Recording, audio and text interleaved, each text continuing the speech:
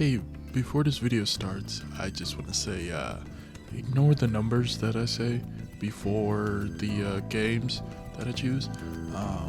I deleted one game out of here because it didn't release in 2023. So it's the end of 2024. For this video, I'm just gonna break down the worst games that I played this year. This list is gonna be the games that let me down the least to the games that let me down the most. Either way, these are gonna be my worst games. So yeah, I'm just gonna get into it because this is not gonna be like a game ranks video, like fancy editing. This is more just gonna be like a talking video with gameplay in the back.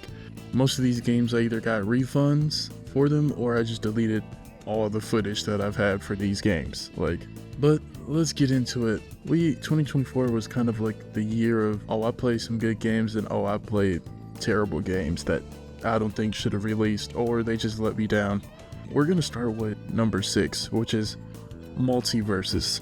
For Multiversus, all I could really say is it simply didn't hold my interest. Even after trying to watch some of my favorite streamers like Dante and JoJo play it, it just didn't grab me. Like I couldn't get any excitement about the game.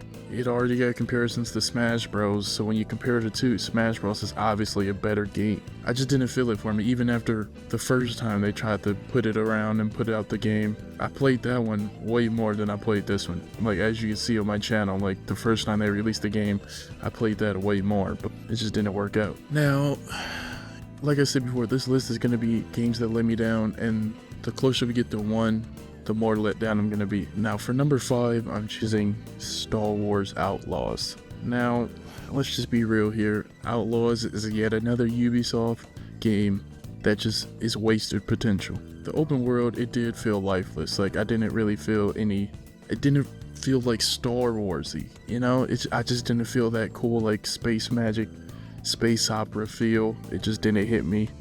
The story held my interest for the whole run line, but like you could tell they were aiming for something like very much like emotional sometimes with like some of the flashbacks, but overall it just didn't really hit like I think they thought it would, or that could just be my personal gripe with it. And it's just like it just seemed like very much like a waste of potential for like a bounty hunter game. Game number 4 is Dragon's Dogma 2.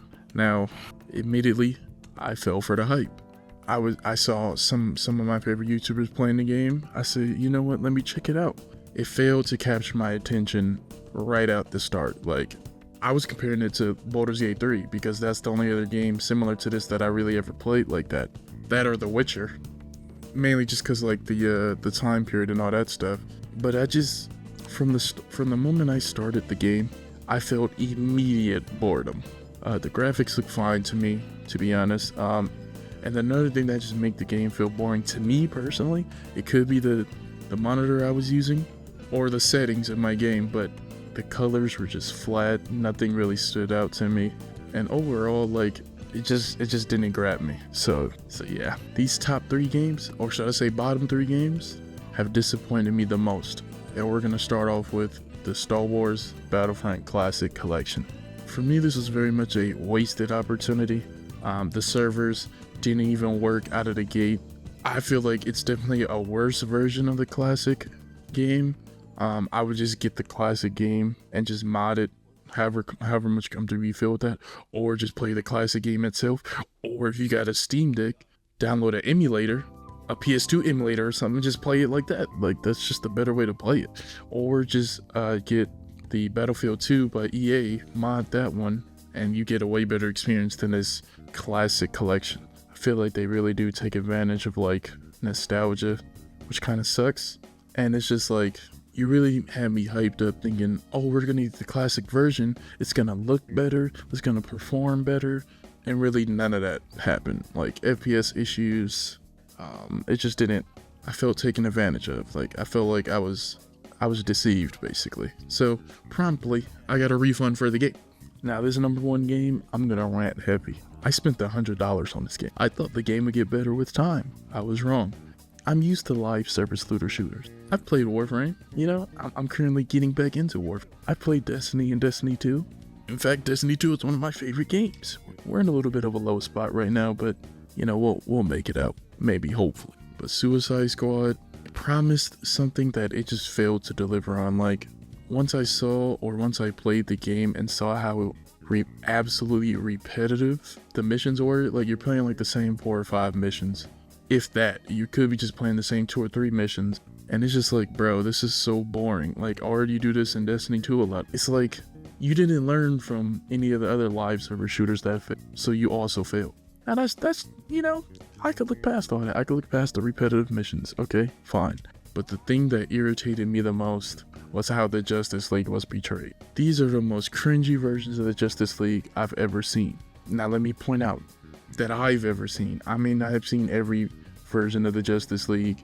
I may not have seen every comic book version of the Justice League. It may be something worse out. The boss fights were annoying. The way how they were talking mess in the boss fights were annoying. It wasn't clever. I didn't feel like, oh, you want to talk mess?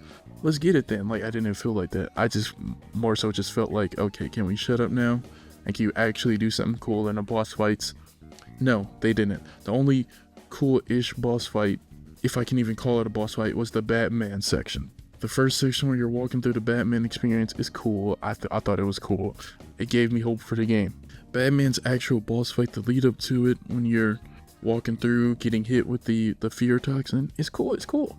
The actual boss fight was the most basic and uninspired thing that I've ever witnessed.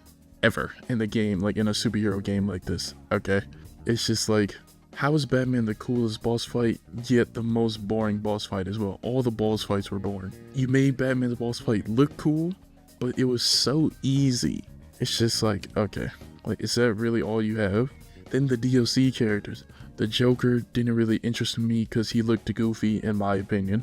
Mrs. Freeze, I just don't like the character. Like, it just didn't grab me. I was just like, Mrs. Freeze? Like, why not just have Mr. Freeze? Like, give me a character that I actually know. I don't even know the other girl's name, okay? And I'm not looking it up. It's not worth my time, alright? I've already wasted enough time with this. And Deathstroke, it's just too little too late. And plus, his gameplay just basically adds the same thing that you've been doing in the game, just with a different person. Spending $100 on this game definitely makes me feel stupid. Definitely brings about a sort of shame, and hopefully Rocksteady could get back to what they do best, and making actual good games, okay, that are not a waste of time. Give us a Batman Beyond game, you know, give us a Batman and Beyond game, please. That you guys will make money doing that. Make a Superman game. I feel like you guys can make a Superman game, especially with this movie coming out. Maybe watch the movie, get inspired. Just please, if we could stop making games like the ones on this list, or at least if you're gonna make games like this on this list, make them better, bro. Like, man, it just sucks when you see these franchises that you like, or you see characters that you want to have cool games, and they just fail. You know, it just doesn't hit. So hopefully these studios can give these universes another try. Except for Dragon's Dogma 2, I don't think I'm ever gonna play that game ever again. Like, I'm willing to give Ubisoft another chance with a Star Wars game.